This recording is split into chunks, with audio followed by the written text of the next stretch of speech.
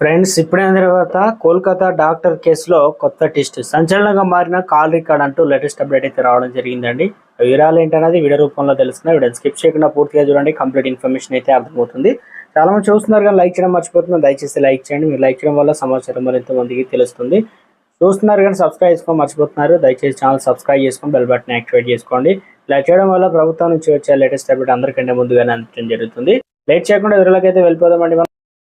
కోల్కతా అత్యాచారం కేసులో సంచలన విషయాలు బయటకు వస్తున్నాయి. ఈ విషయం పైన రోజుకో కొత్త విషయాలు వెలుగులోకి వస్తున్నాయి. నేపథ్యంలో సిబిఐ బృందం మరింత లోతుగా విచారిస్తుంది. మహిళా డాక్టర్ చనిపోయిన తర్వాత కూడా ఆమె కుటుంబానికి RG Kar medical college and hospital సిబ్బంది ఫోన్ చేసి మాయమాటలు చెప్పారు. మెడికల్ కాలేజ్ అసిస్టెంట్ సూపరింటెండెంట్ బాధితురాలు తల్లిదండ్రులు ఫోన్ కాల్ చేసినట్టు కూడా తెలుస్తుంది. కాల్ సంభాషణలో మీ కూతురి పరిస్థితి చాలా విషమంగా ఉంది, త్వరగా రండి అని కాల్ చేసి చెప్పారట. ఏం జరిగింది చెప్తూనే డాక్టర్ని త్వరగా రండి, నేను హాస్పిటల్లో అసిస్టెంట్ సూపరింటెండెంట్, దయచేసి నా కూతురిని ఏమైంది చెప్పండి, నేను మీ కూతురిని ఎమర్జెన్సీకి తీసుకెళ్తున్నాను, త్వరగా రండి అన్న సంభాషణ అయితే ప్రస్తుతం సంచలనంగా మారింది. మహిళా డాక్టర్ తెల్లవారుజామున 3 గంటల నుంచి 4 గంటల మధ్య మరణించారు. అయితే తల్లిదండ్రులు మొదటి కాలు 10 గంటల 50 నిమిషాలకు వెళ్ళింది. మొదటి కాల్లో మీ కుమార్తె అనారోగ్యంగా ఉందని చెప్పారు.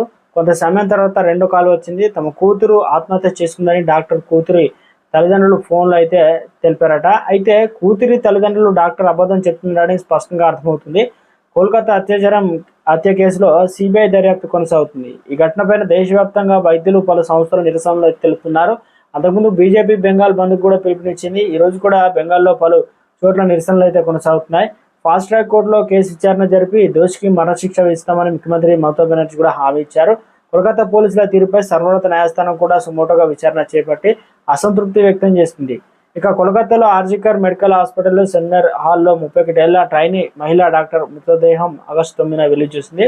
శరీరంపైన రక్తస్రావం, గాయాలు గుర్తులున్నాయి. ఈ ఘటన తర్వాత రెసిడెంట్ వైద్యుల మధ్య ఆగ్రహం పెరిగి సమ్మెకు దిగారు.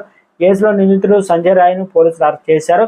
ఈ వ్యవహారం ఊపందుకోవడంతో హైకోర్టు కేసు దర్యాప్తును సిబిఐకి అప్పగించింది. అనంతరం ఈ కేసు సుప్రీంకోర్టు స్వయంచలంగా స్వీకరించి ఇప్పటి వరకు జరిగిన దర్యాప్తు పురోగతిని నివేదిక దాఖలు చేయాలని చెప్తూ ఉంది.